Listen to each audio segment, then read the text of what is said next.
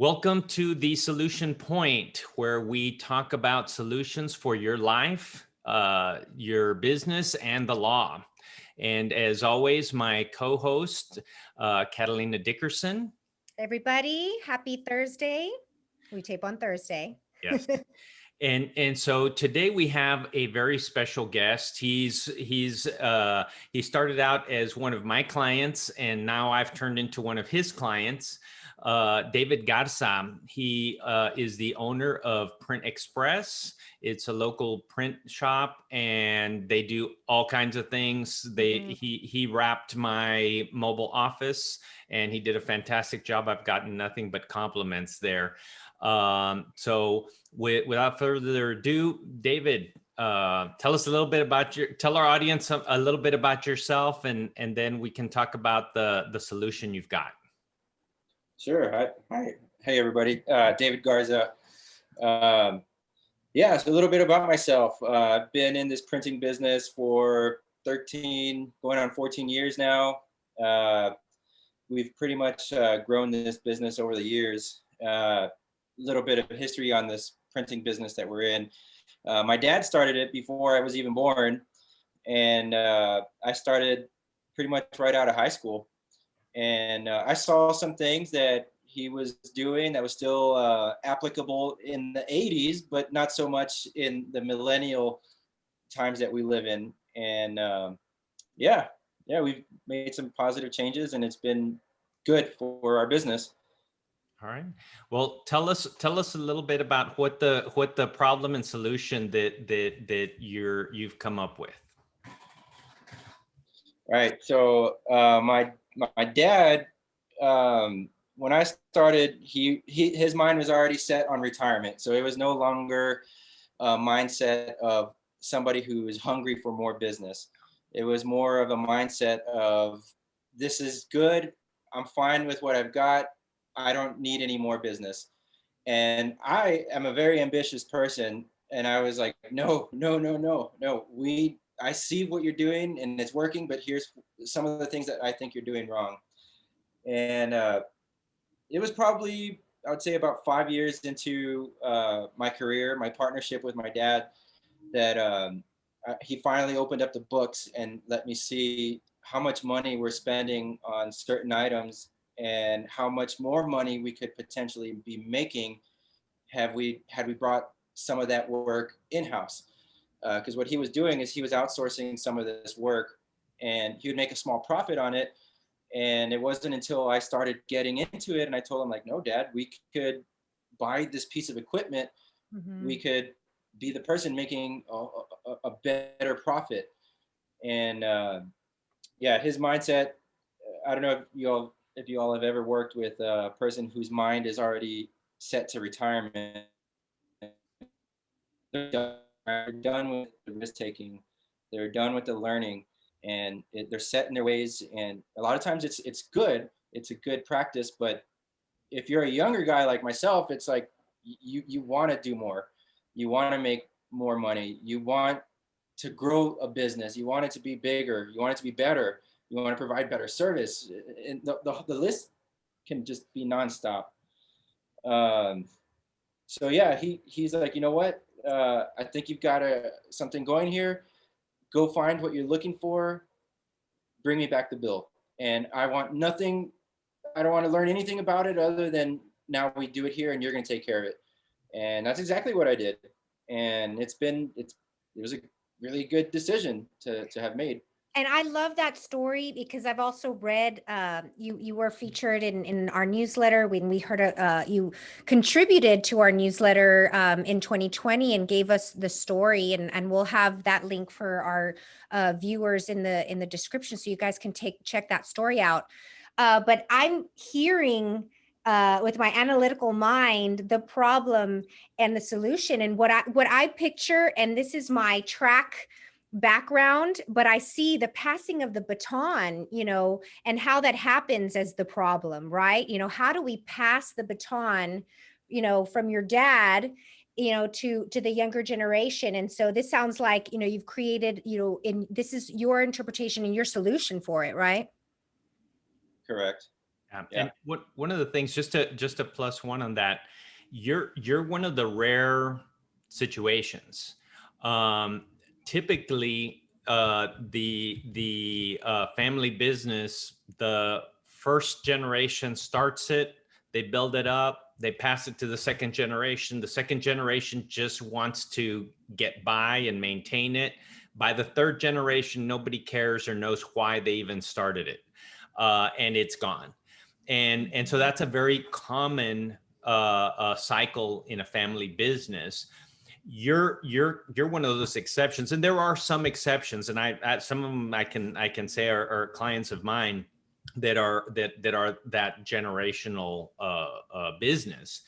And so the key there is, in my opinion, is that both of you had to kind of know your place, and then be ready to turn the keys over at the right time. So, you needed to know your place. In other words, I'm not the owner yet, but I have these ideas and I've got to present them in a certain way. I can't just say, Dad, you're doing it wrong, and this is the only way we can do. You've got to have that finesse to be able to show what can come up. And likewise, your dad, he had to be ready to say, hey, you know what, this can be a good opportunity. I can still accomplish what I want and be more laid back, but I can let him take that on. And eventually you took over the business, and now you're the big boss. Right. Yes.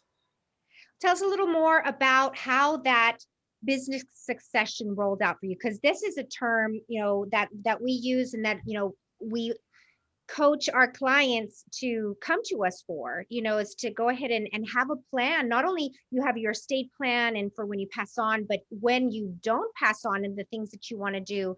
How did that business succession roll out for you? Yeah. Well, we had talked about this throughout the many years of me working here, and how we were going to accomplish that, and also the same ambition that I have now was still the same as it was when we would have these discussions. So I think my dad knew that I wasn't planning on just to maintain, not only just to maintain what we've already accomplished, but to continue to grow it. And I mean, Mike was a really good help with us on that, and very thankful for his service. He made it really simple for us. Like, we knew what we wanted, and that was good resource to have. So. And how's it feel now? It feels good. Yeah, I like what I do, and I'm seeing how I do things, manage things a lot differently, and it's still a very it can be a stressful environment at times. Just it's a constant rush. It just never stops. It's just a constant rush. When you have the word express linked to your business, Yep. Everybody takes that serious. So, we haven't talked about this yet, but we're trying to open up another business. And the other day, I went out to another company who's helping us through the process, and I got to work there for a few days. And I was just sitting there, and I was like, wow, this work environment is so much different. Like at the print shop, we're just like, it's just constant rush. It's as soon as you think you're done, a whole other list of things is waiting to be finished. And I like that. That's what I've been used to. So to go from one work environment to another and realize, like, wow, like this work area is just constantly moving, compared to, like, you let things sit and just wait around for a couple hours before you do the next process without any phones ringing or customers walking in. So yeah, a little bit about this other business we're trying to open. Yeah, tell us about that So, cap you're wearing. yeah, so we're trying to open up a microbrewery here in Laredo, and we're pretty close to it. We'll find out in the next week or so if the city of Laredo is going to allow us to operate. And so far, it looks like it will, but oh man, the nerves are going all over the place with it. So yeah, we're gonna attempt opening up a microbrewery here in Laredo. Since the pandemic started, I needed some extra hobbies to do since I was unable to hang out with friends or do the things that I was used to normally doing. So I picked up on a couple things. I got into mountain biking and started biking all over Laredo. Even took a trip to Colorado and took my bike out there, and it was awesome. But I started getting into brewing beer at home, and they were coming out pretty good. I like craft beer. It's usually if I go to HEB and I want to buy some beer for the weekend or a barbecue, I'm staying away from all the big name brands and just going straight to as local as we can get. So it's usually just any Texas beer that I could find at the HEB shelves. And I think there's a market here for it, and from the people that I've talked to about it, like everybody seems like they're ready for it. I think Laredo's ready for it. Well, I was teasing Kat before you came on. I said, I think David's going to say, well, the problem is we don't have enough beer, and so I'm coming up with a solution. And but I'm looking forward to that as well, and I'm still waiting for my 6-pack sampler. For sure. Yeah, and you know what? It is a problem. There is no craft beer in Laredo. There's craft beer that is coming from other places around Texas and other parts of the country, but nobody is doing it locally. The closest local brewery is either going to be in San Antonio or in the Valley. Yeah. So 2.5, 3 hours away from us. So, have y'all ever been to a microbrewery? Yeah. You have, I haven't. Every time he wants to take me, I was pregnant. So no point in that. The one that I forget what the name of the brewery is. It's the one that's over behind like the Alamo Dome. Not sure which one that is. It's not the real. It's not the real. Real ale. No, it's not the real ale. It's another one, but I can't remember the name off the top of my head. The owners are Rotarian, and I was doing an event, and one of the little side trips that you could take was a tour, and so. We'll find out what it is, and we'll put the name in the comments below, in the description below. Yeah. That's cool. So, I mean, but you are juggling a lot of things, but it seems like the brewery experience in comparison to what you were experiencing with work, it's almost like a Zen environment, right? It's like, you have to do something, you have to let it mellow, let it wait, Tell us a little bit more about, how that, made you feel and how you want to kind of have that, how are you going to take that and put that in your own brewery, that experience?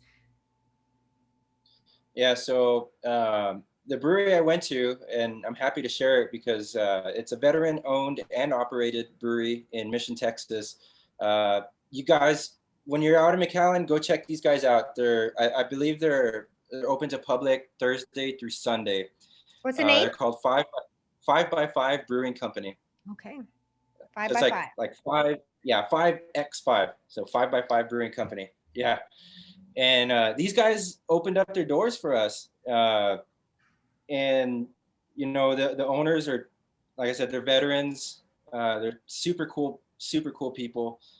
And when I pitched this idea of a microbrewery to the distributors here in Laredo, one of the distributors gave me the contact info, and he just told me they told me these guys are awesome. They're gonna want to help you. Give them a call, and I did, and I'm very happy that I did. Like I said, they've let me go into their brewery, work basically for free.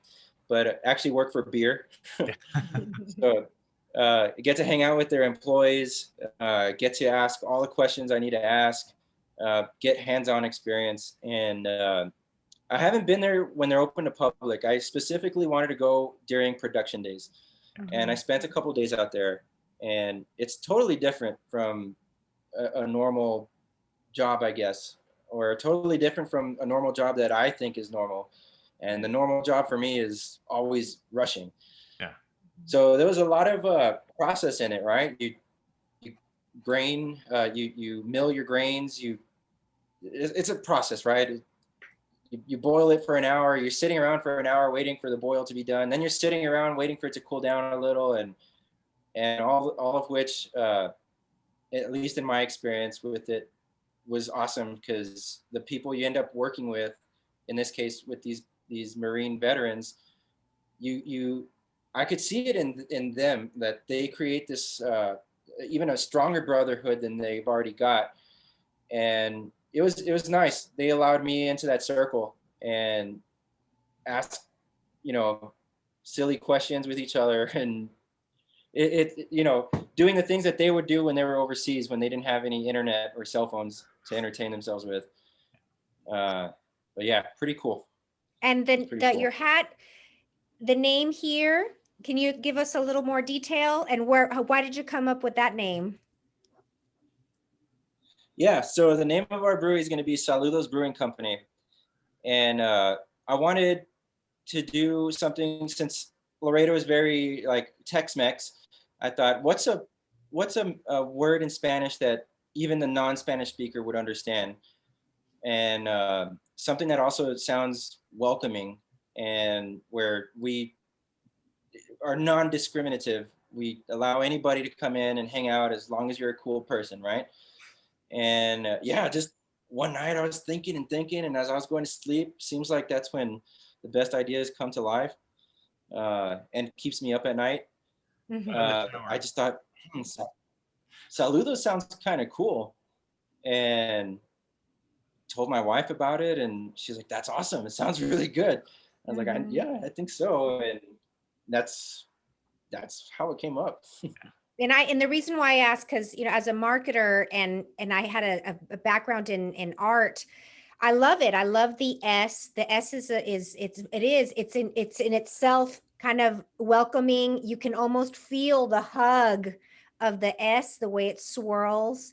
And then the star, it shows Texas, right? So, and any significance with the stars? Yeah, so as we were coming up with logo designs, we have two different logo variations, and I could show you the other one if you'd like. But I was talking to a buddy of mine who owns a coffee shop here in Laredo, and he's like, he's also a graphic designer, and I was like, "Hey, dude, what do you think of this logo?" He's like, "Man, it looks awesome." He's like, "If you want to make it like even more like significant to Laredo," he's like, Laredo is known for having 7 flags, right? So he said, "Why don't you put 7 stars?" I was like, "Dude, that's awesome." There we go. Yeah. A++. So, yeah. Good deal. So that's how that came about. And our other variant logo is the same thing, but instead there's a map of Texas with a big star right where Laredo is. Right, and that's, show you. Yeah, show it to us. And while you look that up, well, that's one of my pet peeves, right, Mike, is that when we look at a Texas map, I'm always the one, you find something, at Marshall's or TJ Maxx or home decor stores or just wherever. And I get kind of a little peeved when I don't see a star or Laredo, some other random Texas city, but not Laredo. I just don't think it's right. Well, if that's the case, I think you would like this variant. This was our first concept. So. Oh, yeah. Well, let's show and tell. Let me get the Texans Guide of the Probate Process. This is Mike's latest probate book, and I've made sure that the Texas had it in Laredo. Of course, it's all backwards right now, but yeah. We can see it correctly. Oh, you can? Okay, cool. I can't. Good deal. Yeah, I mean, we want to put Laredo on the beer map. So we'll be working hard at that. That sounds good. I'm looking forward to tasting those, and hopefully the city is open-minded and thinking progressively as they claim to be, to try to promote our business environment for us to grow and get these creative ideas going. Because Yeah. one of the things that you're doing is you're stepping outside of the box. I mean, as we approach the end of this pandemic, we think, knock on wood, things are going to a new normal. And so a lot of businesses have just shut down, have failed. And you're saying, nope, I'm not going down. I'm adding on. I'm going to put another business on. And so that should be applauded, and it should be helped and nurtured. And so I just hope that the city does give you the permits you need to take the next steps and get this business going. Because anytime that you create new business, you help the community, because you're going to hire people, Right. and so you create employment, you create things for people to do. And so Right. it's an opportunity to also be Laredo proud. Correct. Hey, this is a beer that's brewed in our hometown. I know that when we go in the mobile office to our conferences in Arizona, I take a cooler full of Shiner Bock, and I say I got to bring my Texas beer. I got to bring my Texan beer, and now I'm gonna, once you get going, you're the beer I'm gonna bring and introduce it to Arizona. Nice. Well, we will be doing several different styles, and that's the beauty of it too. Even when I went to 5x5, they have a whole big list of beers that they brew throughout the year. They might not always have it on tap, but it's going to come around. Yeah. Again, it's going to come back around eventually, and that's exactly what we plan on doing. We're going to be following 5x5's footsteps a lot of the way, and I hope it does good. I think it will do good. I think I've got a pretty decent taste in beer, so I think we'll be coming up with some really good stuff. Yeah. Well, I wish you a lot of luck on that. Now, as we're getting closer to the end of our time, we also don't want to let you go without talking about a core value. And so core values, as our audience knows, we're really into those things, because those are the things that we use to make decisions in our business or in our life. I know in the Scouts we have the 12 points of the Scout Law, and so why don't you share one of your core values and that you use in making decisions in your business or in your life? Sure. So yeah, one of the big things that's been it has always been with me, and this goes for business. When I was telling you guys earlier how I pushed my dad to make these new investments and that I was going to take them on, aside from just making a larger profit, but also to hire more people, I started focus on what is doing good for Laredo, right? And one of our longest traditions here in Laredo has been the Washington's birthday celebration. Mm-hmm. And I've really pushed hard on joining their board membership, because I wanted to be part of this group of people who are bringing business not only to themselves or to other smaller bits and pieces, but to the entire city. And I started to see the benefit of it every January and February when the celebration would start, where we would be super busy, and it wouldn't just be from the association, it would be from other people who are participating in these events. And then I start seeing the restaurants are more busy, the hotels are busier, the people doing like trophies and awards, those little small businesses are doing better. And I really wanted to be part of that. I wanted to be part of that group that was making things better.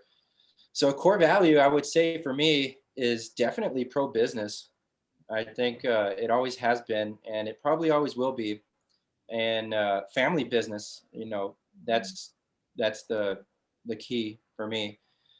So if we're talking about a core value in business, it's just let's go get it. You know, it's out there. You can do it.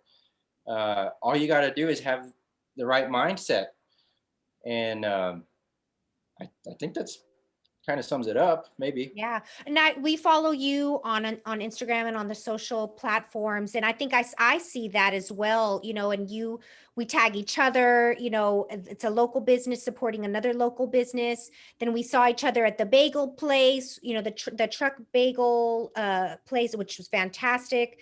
And I'll put their name down there too.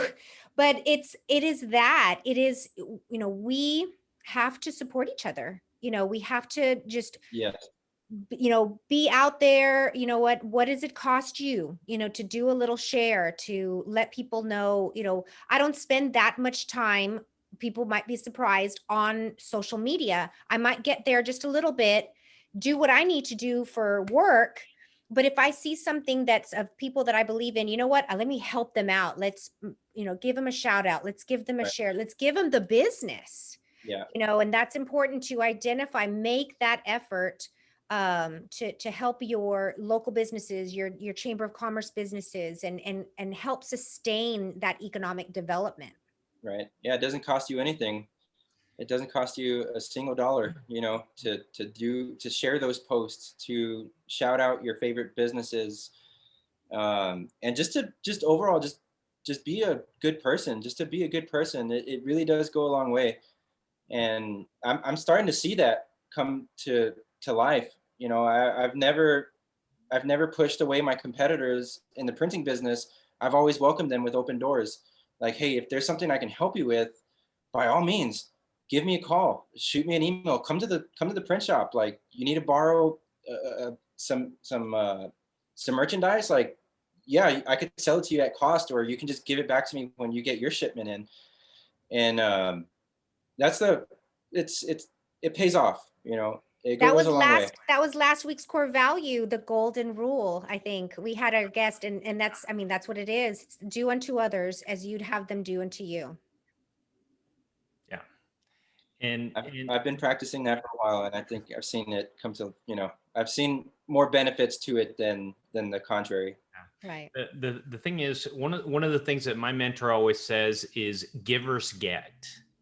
And so if you're open and like the five for five or 5x5, like the Richard James group that we're involved with, when you're open to share and help somebody else, it's going to come back to you. And that person may not be the one that rewards it, but it comes back because you're just will attract those things, because when you give back, people want to reciprocate, and people see that you're confident. You're not afraid of your competitor. Oh, if they know, you know, whatever, they know the cost of this, or hey, well, here's my opportunity to have them fail their client, and then I can just say, well, if you had just come to me, we could do it.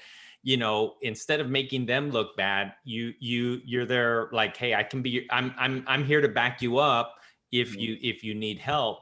You know, they're going to come to you when they have a job. If they get a job that's too big, they're going to come and try to say, hey, can we partner on this? Because I know you've got the capacity, and together we can accomplish it. So it can bring in those extra things. But the other thing that I wanted to say that's a neat thing about Laredo is, and you having spent some time in the Valley recently, they have a lot of the chains, a lot of the chain restaurants and things like that, that for some reason, we're not able to attract those chains very easily. When they get here, they're very successful.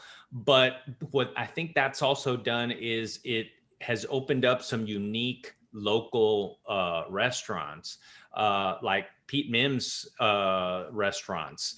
They're very good food. When my friends come from the Valley, I take them to some of these different places, and they're like, man, I don't know where I'm going to take you in the Valley, because they're all chains. So, so I think that's one of the neat things about our community is we support our local businesses, and I think I commend you for doing that. And I think it's important for us to continue, because, we live in an island. Mm-hmm. Would you agree with me?